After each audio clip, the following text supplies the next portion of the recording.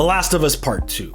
Let's break it down. Now, my review is going to solely focus on the story aspect of the game. I mean, let's be honest here. If you actually saw my gameplay, you probably would understand. Why didn't you climb the damn dinosaur? But I definitely feel like talking about the story and breaking things down that way is definitely more up in my wheelhouse. I'm passionate about storytelling. I love a good story. And right off the top, I absolutely loved this game and the story that it provided. This game made me feel things that I really honestly never thought a video game could make me feel. And Naughty Dog took a really big risk, and I think they absolutely nailed it. So let's talk about it.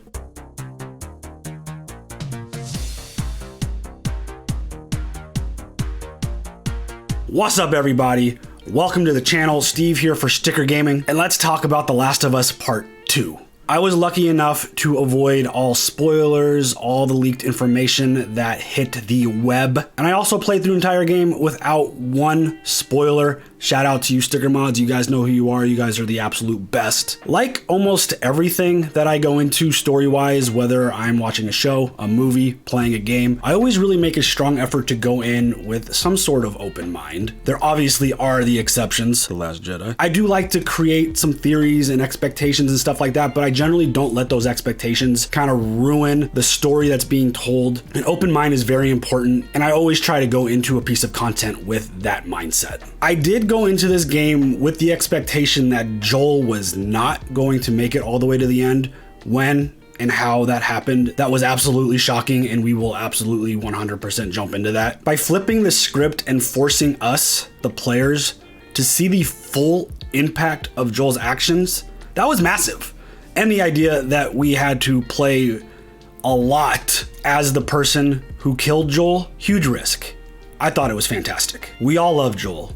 Joel is an amazing character. And we spent a ton of time playing as Joel, and we went through all kinds of crazy emotional moments with him. Sarah. Oh, baby girl. You just come after her. One of the best of all time, but it's also very important to know and feel the impact of Joel's actions. There is always more than one side to a story, and with all the content that Nikki and I watch over on the reaction channel, yes, we have a reaction channel, it's our main YouTube channel, link down below, cheap plug, boom. We never get to see the full side of another story play out, specifically the kind of impact it had on all the people involved. So as somebody who consumes a lot of content, someone who loves good storytelling, I am super appreciative and grateful to be able to have the opportunity to see that play out in this story. Against our will, unless you decided to stop playing the game, of course, we are forced to play with Abby, Joel's killer.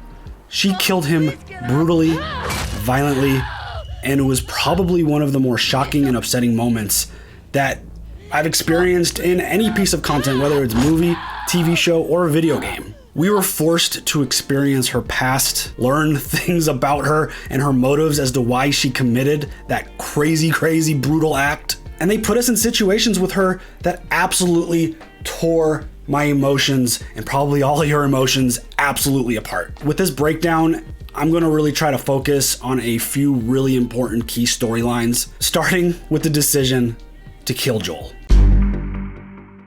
Even though I did go into this game not expecting him to make it all the way to the end, Joel's death was shocking. Not like this. Joel, get up. Please get up.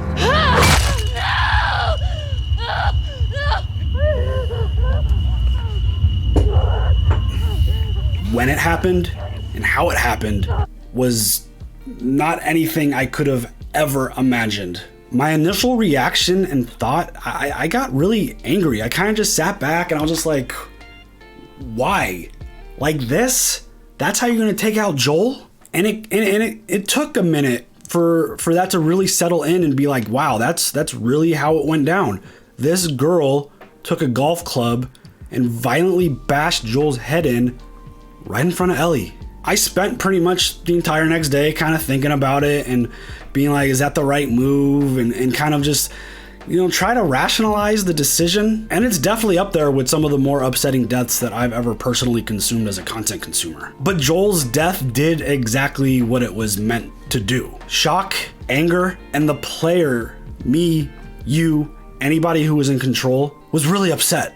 And I quickly came to the realization that this wasn't meant to be Joel's story anymore. It's that simple.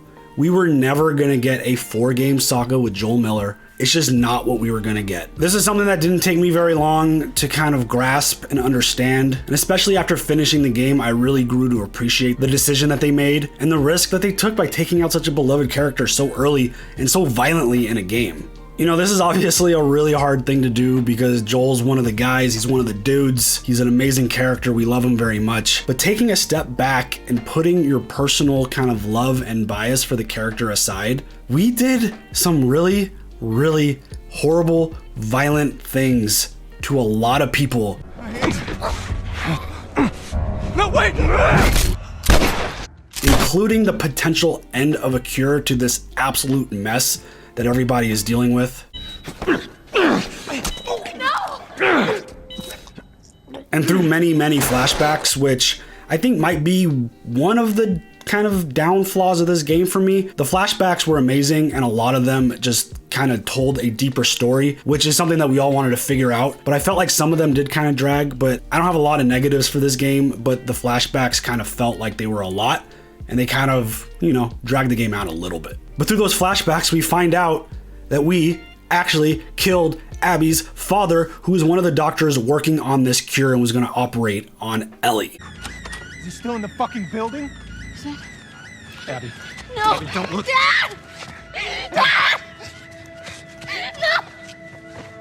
No! This game was not going to tell you a nice, soft love story with a really nice, big, bright, happy ending. Like I said, Joel did a lot of really bad things to a lot of people, and it was only a matter of time that all those actions were going to catch up to him at some point, regardless of how skilled he is and how smart he is and how safe he is about doing things. It was just bound to happen. It feels like the real right choice in terms of him getting caught up the way that he did. Having an open mind, regardless of my feelings for the characters, really allows me to see that and really understand it. Which doesn't mean I necessarily had to like it, even though I really did from top to bottom. I thought the story and the way they told the story was absolutely money. And it is very possible that watching shows like Game of Thrones, Walking Dead, Vikings has potentially conditioned me to kind of handle a moment like this and have the mindset to kind of put something like that to the side and focus on the greater story and move forward.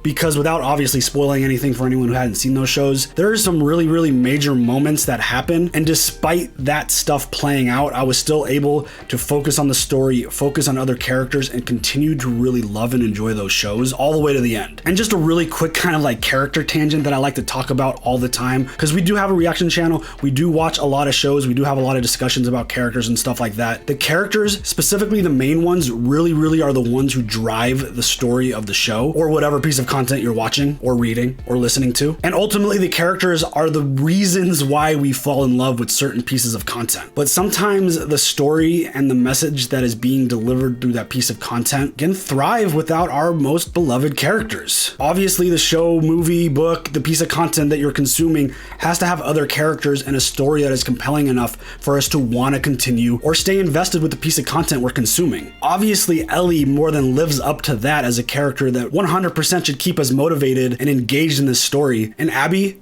whether you like it or not, she is too. And obviously with the help of Lev, that kind of duo with her and Abby really creates for an amazing story. Bottom line, whether you like it or not, whether I like it or not, sometimes the show just must go on. Obviously, the loss of Joel was very upsetting, and all the flashbacks that we got with him and Ellie were absolutely heartbreaking. Specifically, the moments where, you know, Ellie kind of started figuring out what happened and realized that Joel told us a lie at the end of part 1. If you lie to me one more time, I'm gone. Making a vaccine would have killed you, so I stopped them. Oh my God.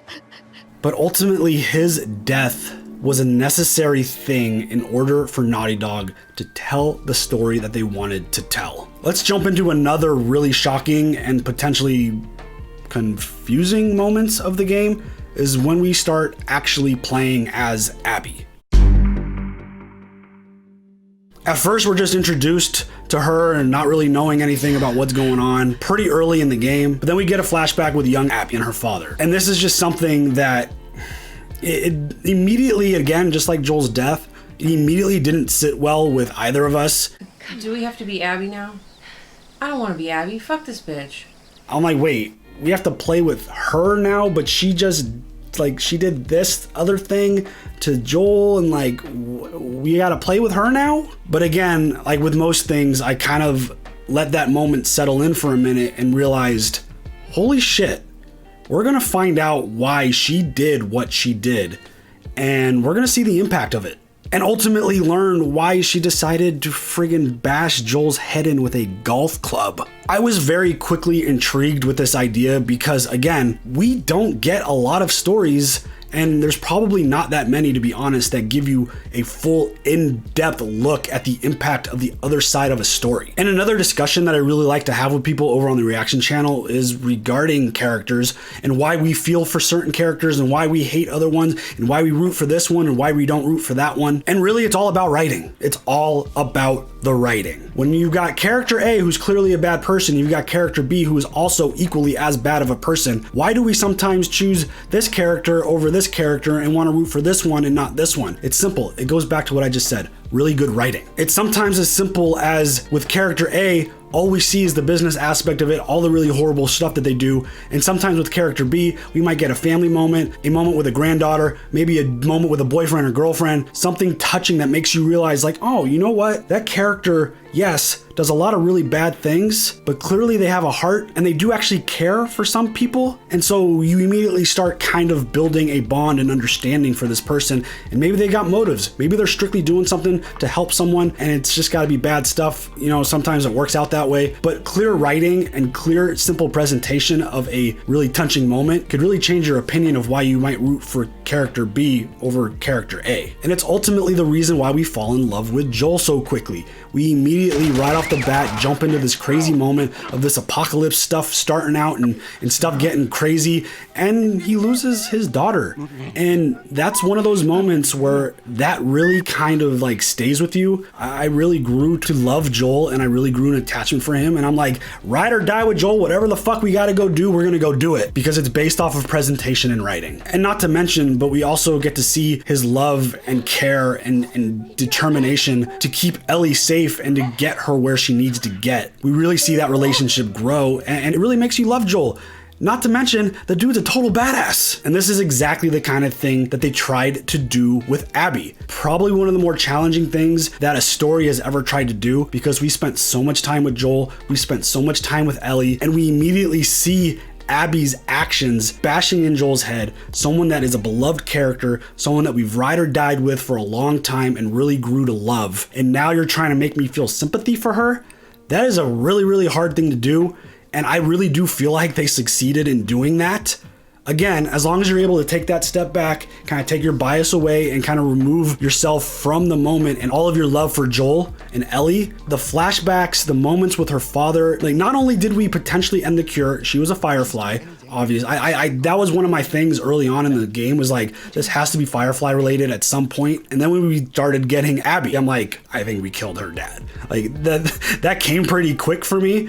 And you know, it's one of those things where you put yourself in her position and someone like not only potentially ends the cure for all this stuff that you're fighting for, they murder your dad too. It's a thing that almost makes it impossible to not feel for Abby. Whether you like the way she did things or didn't like it, the understanding of her motives is really what I feel like is important. I know why you killed Joel. He did what he did to save me. There's no cure because of me. I am the one that you want. You don't have to like her. I think there's enough of a relationship and enough of a connection with Joel to never like or love Abby, but I think understanding is a massive step in the right direction for that. And I think one of the things that they did in this game to really kind of hammer it home and just shove it in your face that we're trying to redeem this girl and trying to make you feel confusion and make you feel things for her and want to perform well when you're playing as her and all this stuff is the relationship with Lev.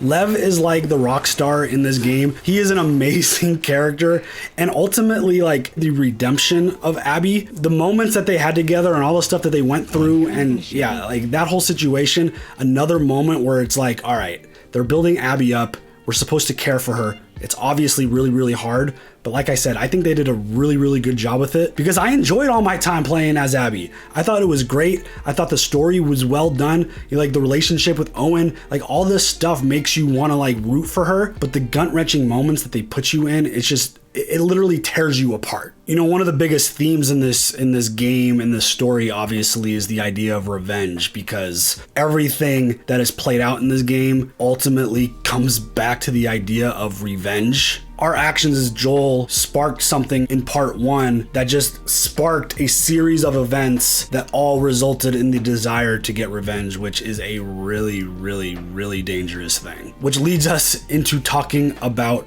Ellie. You know, one of the really strong uses of the flashbacks in this game is the relationship with Ellie and Joel and how all that stuff played out, how she found out the truth and all that. But even more than that, they all built up to a moment she wanted her life to matter. I was supposed to die in that hospital. My life would have fucking mattered. But you took that from me.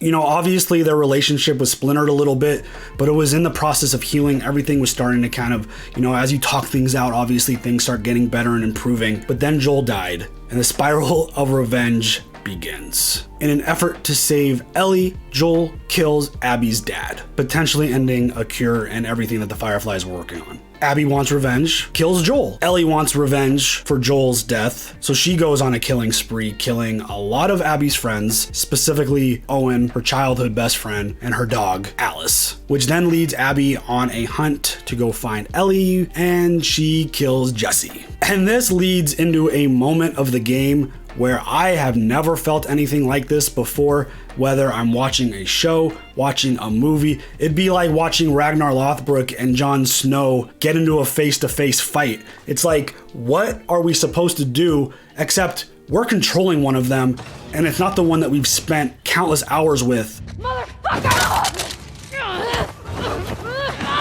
It's the other one, the one that killed Joel. We are now forced to fight Ellie as Abby.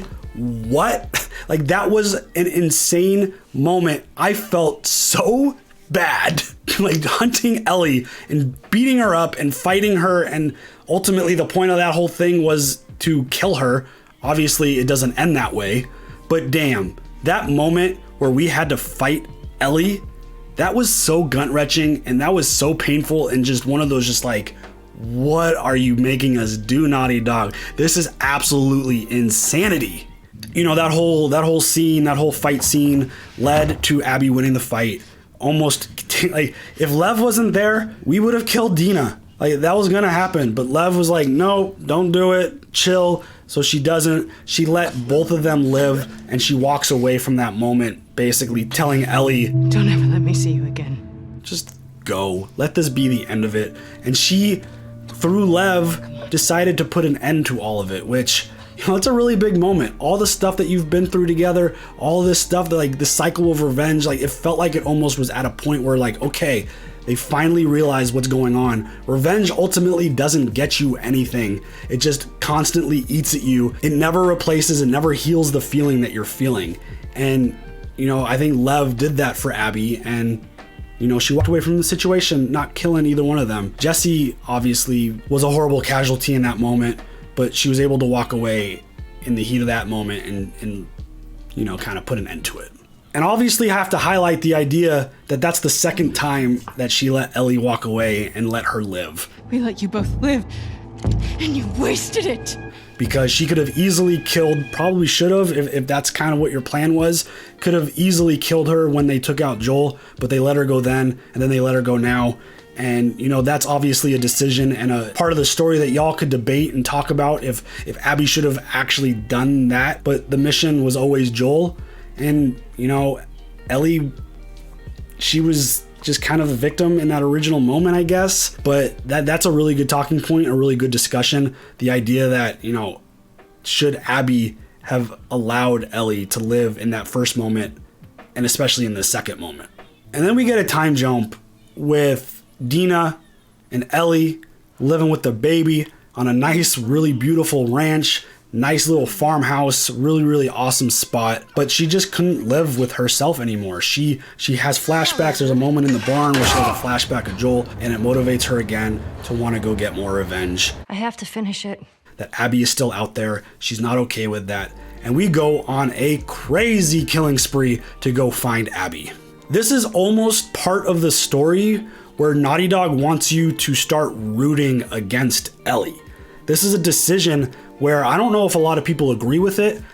It's impossible to put yourself in that position, I feel like, because of the circumstances that they're living in with this apocalypse and obviously all the actions of what's played out. But the idea that you're living peacefully, you have a family, everything is cool, people are going to leave you alone. There's no sense that Abby was going to decide to change her mind and come kill you and attack you. And the fact that Ellie decided to leave that moment and Dina told her, I'm just supposed to sit here and wait for you for God knows how long, just thinking you're fucking dead the entire time? Ellie made the decision and she left. And that's another really big talking point. Obviously, leave all your thoughts in the comments down below, because this is a really interesting talking point. Would you have left? Would you have stayed with Dina and the baby, or would you have left to go ultimately put an end to everything and try to take Abby out and maybe think that that was going to make you feel better about things? I don't know if I could do it, but I also can't really put myself in that spot and be like, oh yeah, I totally would have stayed home and let that shit just eat at me all day. Or hell yeah, I'd go out and go kill Abby. Like, that's a really difficult spot. Leave your comments down below. I could definitely tell you that I was really confused on who the fuck I was rooting for, because I don't necessarily agree with how Abby handled things. I really don't agree with how Ellie has handled things and then decided to leave Dina. And I think that's ultimately even a more interesting conversation about there really is no good or bad in this world. Every character has to do really horrible shit to survive an apocalypse. You know, it's just a matter of like, what are we supposed to be doing in this spot? If you take a step back and completely let yourself have an open mind and look at it this way, you almost have to like start wondering if Ellie was making the wrong decisions towards the end of this story. Because again, Lev obviously helps the situation a lot. I think Abby would have taken them out if Lev wasn't there. But you know, that's another conflict that really this game does to you. And it's another one of those things that once everything was done and I got to take a step back, I absolutely love the fact that it made me so conflicted. I think it's so great that it presents you with this, it takes you on this journey, it throws you this massive curveball, and then you got to decide between two characters that ultimately are doing the same type of things, and then they start swaying you to like, all right, well, maybe she's starting to make a bad decision here, but this one's making a decision doing this. I absolutely appreciate that, and I absolutely loved the conflict that it was pulling me in half. Like, what is gonna happen? What the hell are we supposed to do? So let's kind of talk about the ending of this game. My immediate reaction to it ended up shifting and changing as I let the moment settle in, which happens a lot for me, to be honest. My initial reaction to things almost are never exactly the same next day, because I kind of get a chance to analyze things. I get to hear other people's thoughts. I get to like replay the moment through again and be like, how would I have done that? How do you handle this situation? So initial reactions almost always shift when I get a chance to actually think about it a little bit more. And the ending of this game is no different. After this crazy killing spree in Santa Barbara, we save Abby. Abby's pinned up on this pole, just ready to die in this, like, there's a whole bunch of other people there. They're just being like massacred and just hung out to just die. And it's brutal. It's really disgusting. But we save her, we bring her down, and there's a moment where we're walking through and there's a like, hey, go out on your own. We also saved Lev, which was awesome. But there was a moment where we're just about to go off and do our own thing. I can't let you leave. So again, we're put in the situation where we're now fighting as Ellie to kill Abby. Another one of those moments, totally gut-wrenching. Abby's like broken down, she's weak, she's just been tortured, and Ellie went on this long journey to, you know, finally get revenge. And it's like, all right, we're gonna get some closure here, we're finally gonna put an end to this. Early in the game, I said I wanted Ellie to win in a one-on-one fight to wrap this game up. That's exactly what it felt like we were getting here. And it felt like, you know, if there is no resolution, if there is no technical winner of this fight, if one of them is not left dead, will that be a good ending to the game? And that's ultimately what we got. I really personally thought it made the most sense to have a clear resolution. Whether one person dying is right or wrong, I really thought that that's the resolution. That's going to be boom. All right, this is finally done.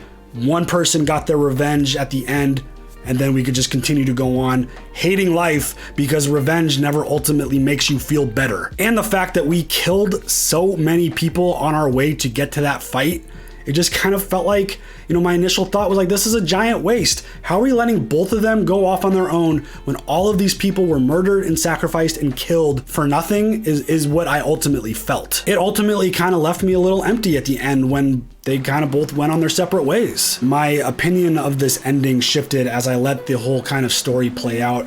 I kind of took a step back, I let everything settle and digest, and I ultimately think it was the right move, because the moral of this game is revenge is bad. It leaves you with just a little bit of hope at the end of this game for the story to continue. They left you with the boat in Santa Barbara, assuming that Abby and Lev maybe found some folks and they're doing well. And Ellie, she went back to the house, obviously it was cleared out. And just further proof that, she lost everything for this revenge. She even lost 2 fingers in that fight, so she's gonna struggle playing the guitar now. Joel's gone, Dina and the baby are gone. She really has nothing at this point, and I'm really curious to see where she goes from here. And I hope we do get a part 3. I think a part 3 is definitely necessary. Whether we get like a big split story with Abby and Ellie doing their thing or whatever, but yeah, I really hope we get a part 3. I know there's no plans for it announced as of now, but yeah, a part 3, I would absolutely love to see it. So overall, I really loved this game. I really enjoyed the story that was told and just the constant conflict of yourself as to what you were doing and who you were playing with in the moment. Do I root for this person? Do I root for that person? Am I supposed to succeed as this person? Am I supposed to jump off a cliff and be like, for Joel? Because I did do that a couple times initially. But the way this game really tears you apart is great. I think it's fantastic. It's not like any story that you get on a regular basis. It's not ending with a super happy ending. It's leaving you kind of empty, to be honest, with the possibility of hope and maybe more story to be told in the future. But I love that they really challenged you in this game with the story. The fact that we got to see the full impact of what our actions from part 1 with Joel were, and just how broken he made an entire group of people. There were a lot of fireflies associated with this group. That whole situation disappeared after that. And I thought it was really important. I thought it was really valuable piece of storytelling to get that side of it and really learn what this girl's motives were. Why did she bash Joel's head in with a fucking golf club? That was so brutal and insane. But like, again, it goes back to the idea, you necessarily don't have to like her even after all of this playthrough. But I feel like an understanding of her actions goes a long way. And for me personally, I really grew to like Abby. I enjoyed the story that was told. I enjoyed playing as Abby, in addition to like being conflicted while playing with Ellie. Like that whole situation was just really cool, really good. It was unique. It felt different. And does it suck that we're not getting like a 4-game saga with Joel? Yeah, it does.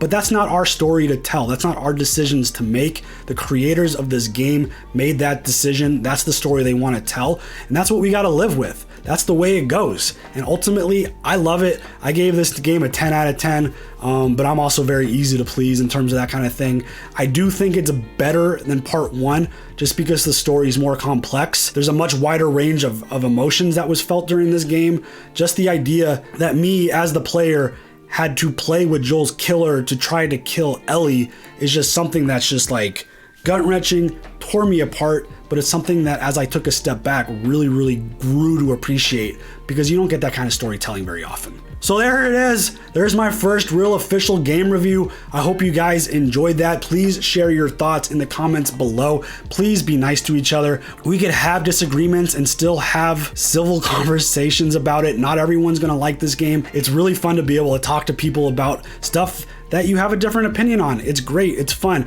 Debating is fun, sharing your opinions are great. Just do it in a really nice way, and I think this, could be a really fun thing to talk about for many years, because that's how big of a story this was, and I think that's how unique it was. So yeah, leave them comments below. Maybe I'll try to get some more game reviews as I finish games, but I ultimately love talking about stuff like this. So let me know what you think. Leave them comments, like, subscribe, hit that bell for notifications so you know when we publish new content. I'll have a good one. Peace. Yep, we're still in a bush, bitches! Oh, man. Ah, shit! Ah! Oh my god! What are you doing with your life if you don't put pineapple on pizza? What